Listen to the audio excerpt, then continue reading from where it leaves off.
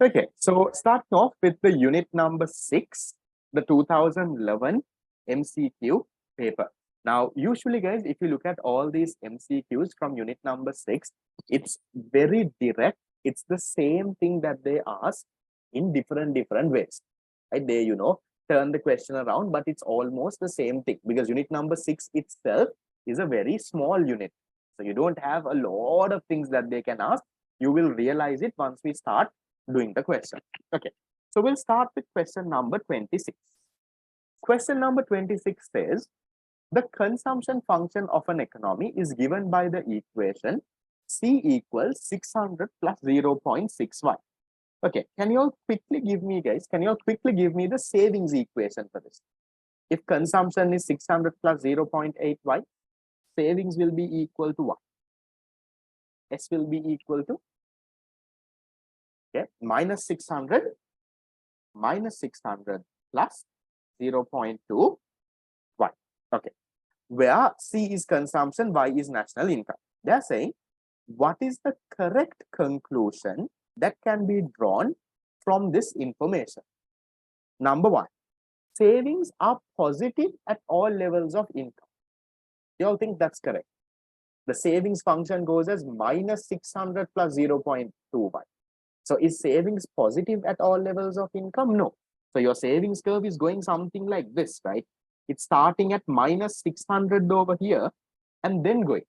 So initially your savings are negative. So you can't say savings are positive at all levels of income. This one is wrong. Yes. What can you tell about MPC and MPS? Marginal propensity to consume and marginal propensity to save. What happens to this as income increases or decreases? MPC and MPS. This is the slope of your consumption and savings curve. I would have taught this so many times in the fast track also. What happens, guys? What happens to the marginal propensity to consume? That is this part, and the marginal propensity to save as income increases or decreases. What happens? Remember, MPC for the 100th time, right? MPC and MPS does not change. Okay, remember, regardless of whether your income increases or even if your income decreases, your MPC, MPS is always constant. That is the slope of your consumption and savings curve. Now, do we have a consumption curve that goes like this? No. We have a consumption curve that is a straight line that has a constant slope. So this is what you call a change in consumption over change in income, which is your MPC. Your slope is the same. So this is something that they always test in papers. Remember, whether income increases, this axis is income.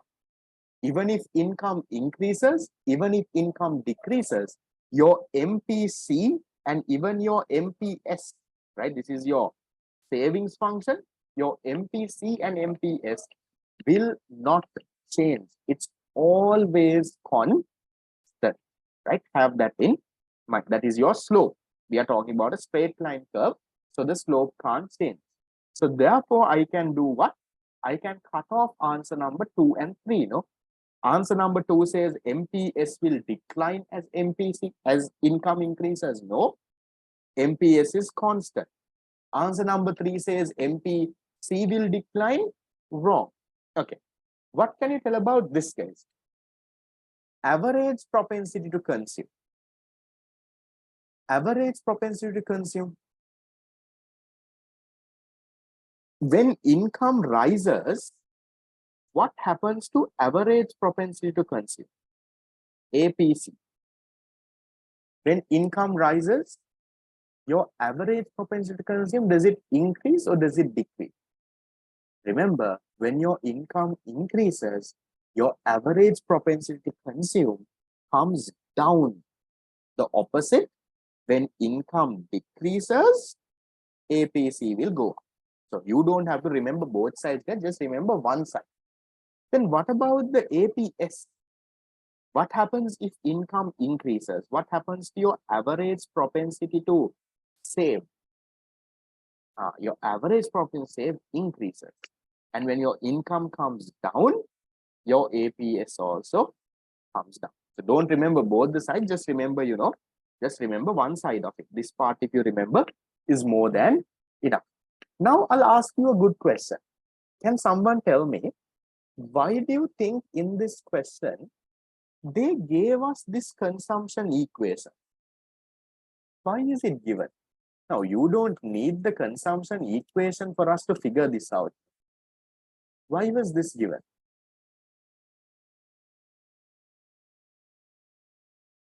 Why is the consumption function given?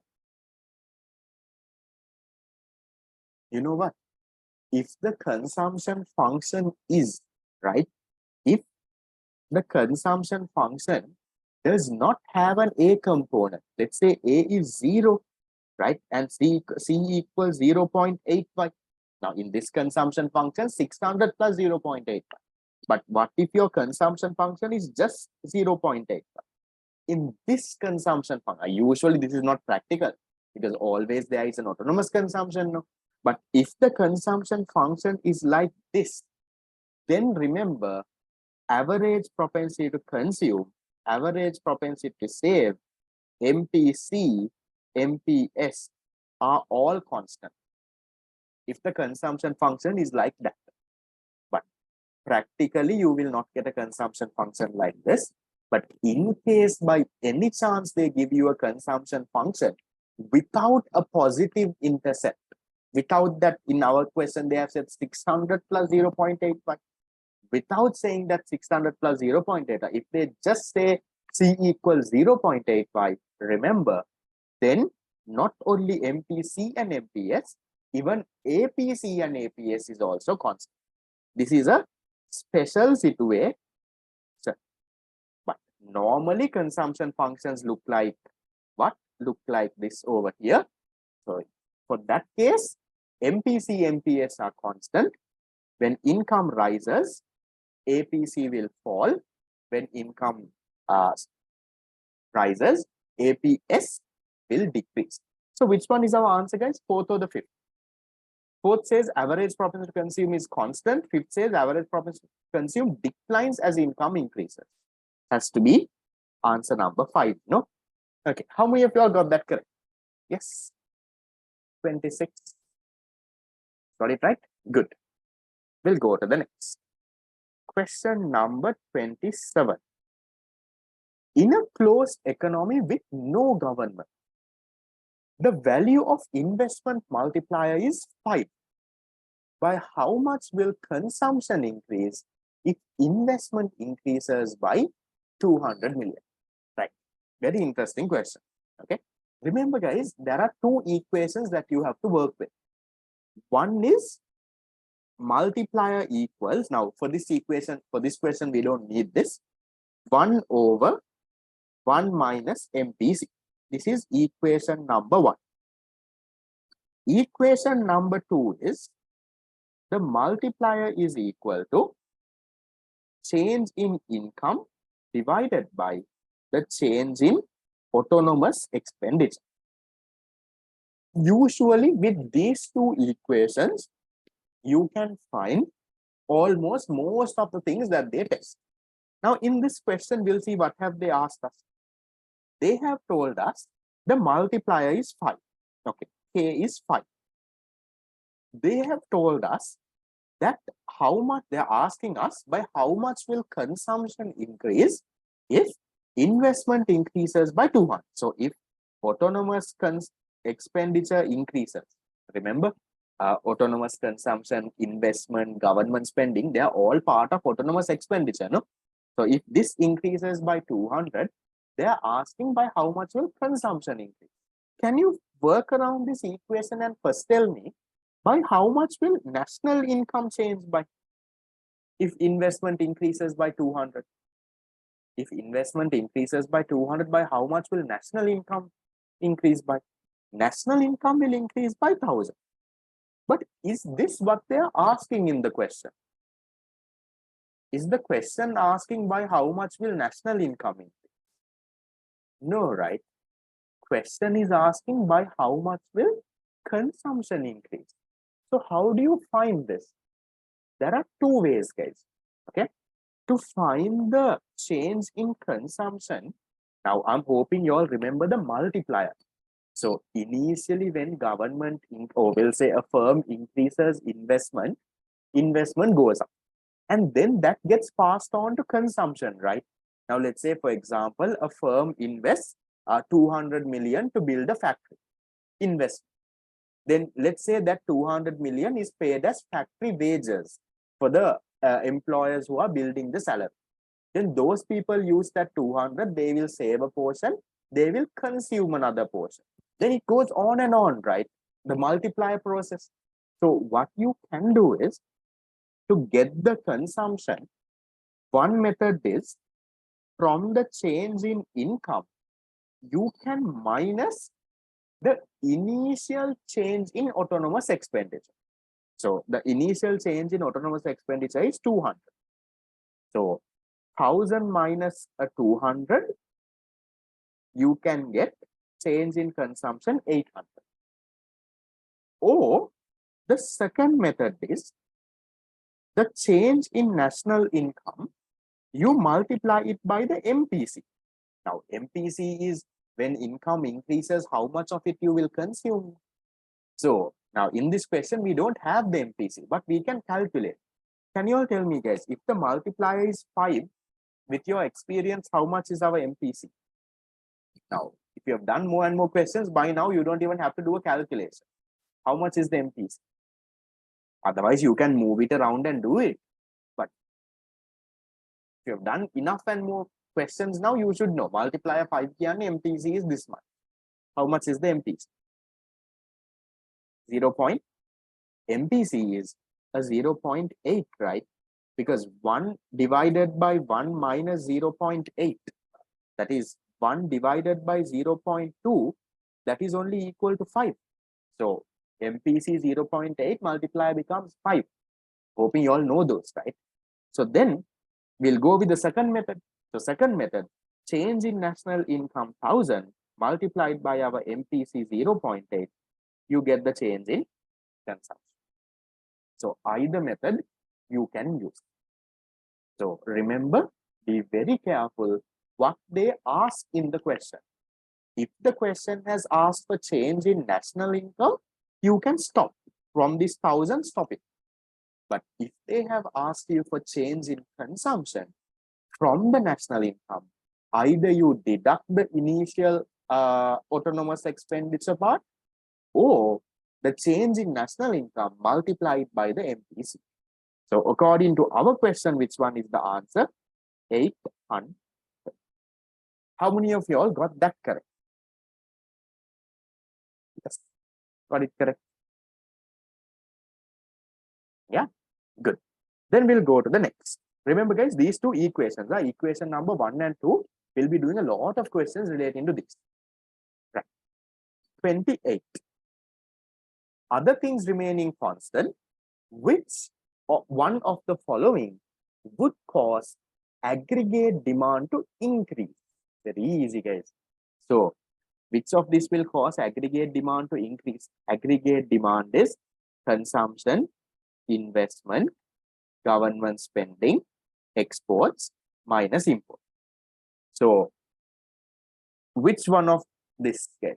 Very simple. When one of these increases, aggregate demand will increase. By looking at the equation itself, you all can tell me, give me the answer. So when which of this increase does the aggregate demand increase? Look at this, government spending is here, no? Government spending.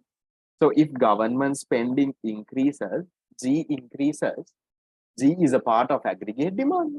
So obviously, aggregate demand also starts to come up. So when government spending increases, aggregate demand increases. Same with consumption, investment, exports. For aggregate demand to increase, what should happen for imports? What do you all think? Imports should, for aggregate demand to increase, imports should go down, because imports is a negative, no, it's a minus. That minus number has to go down.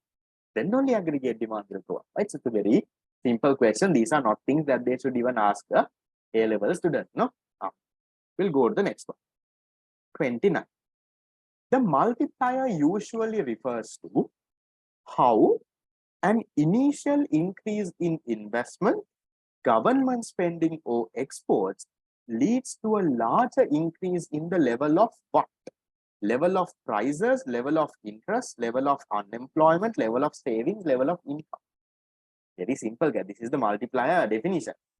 So what does the multiplier say? When investment, government spending, exports, when those change, what will increase multiple number of times? Will the interest rate increase? Will the price increase? Unemployment, savings, or income? When these increase, it says that the national income will increase, right? When what is the multiplier equation? Change in national income divided by change in autonomous expenditure.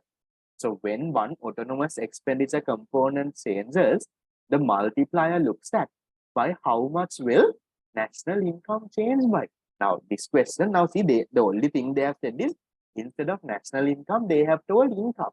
So some of you all will start to wonder, what is this income? This is national income, right? This is the country's GDP. Okay, so 29, answer number 5. Okay, right. Question number 30.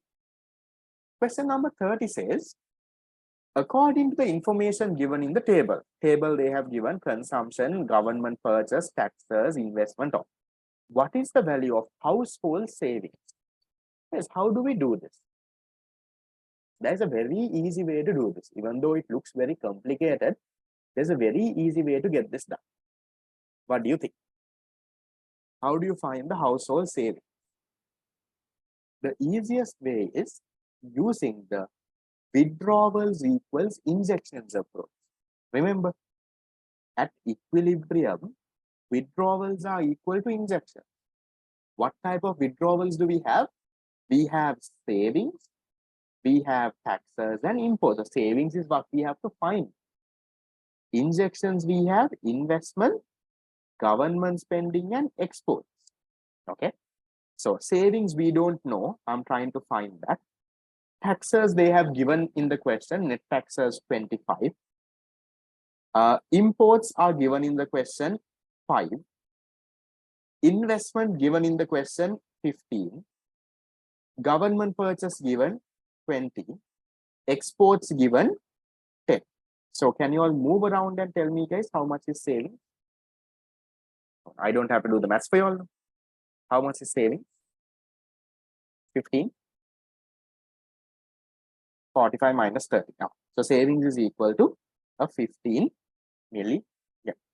So answer number this. Anyone who did a different approach, guys? Anyone who did a different method? Investment is 50. Yes. You can't just go with this. You can't just say what? You can't just say because why what savings equals this thing. You can't do that. Give me a second.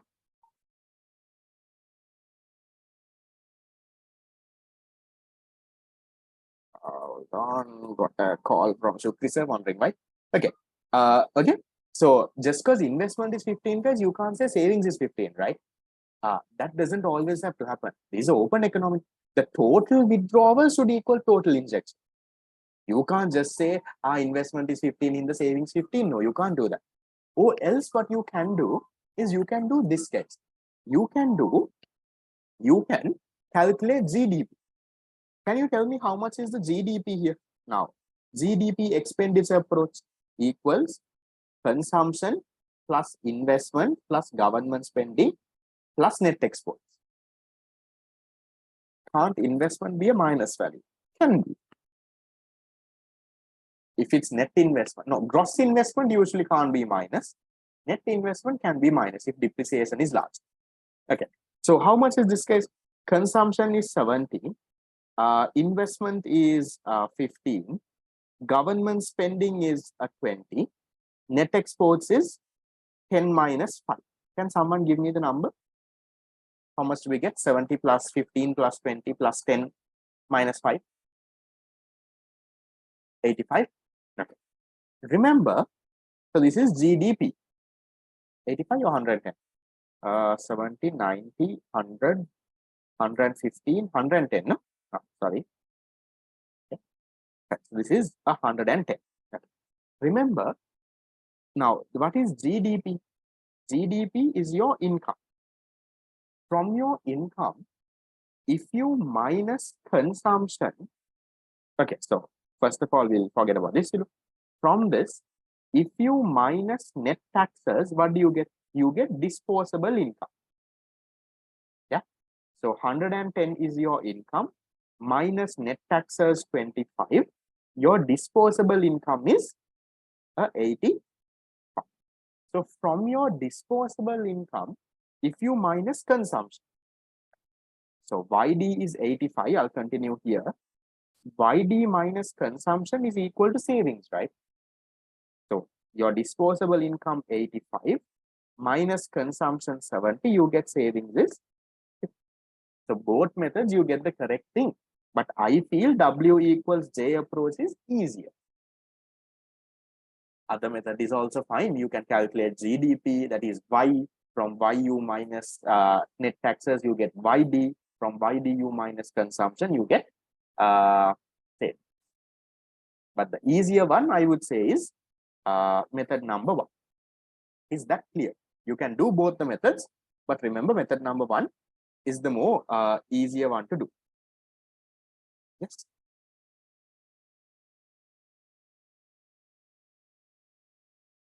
Okay. We'll go to right. That is it with 2011. So can we put 25 minus 15 calculating seeing GDP equation? 70 minus 25. What is the 25? Net taxes.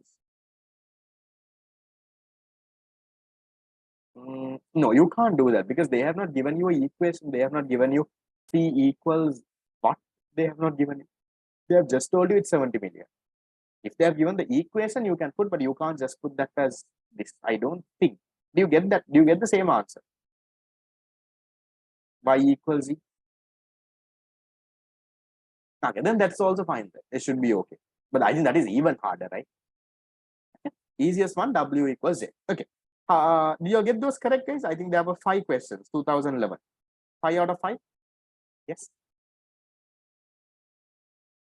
4 out of 5 at least. At least 3. Right. Okay, good. We'll move to the next.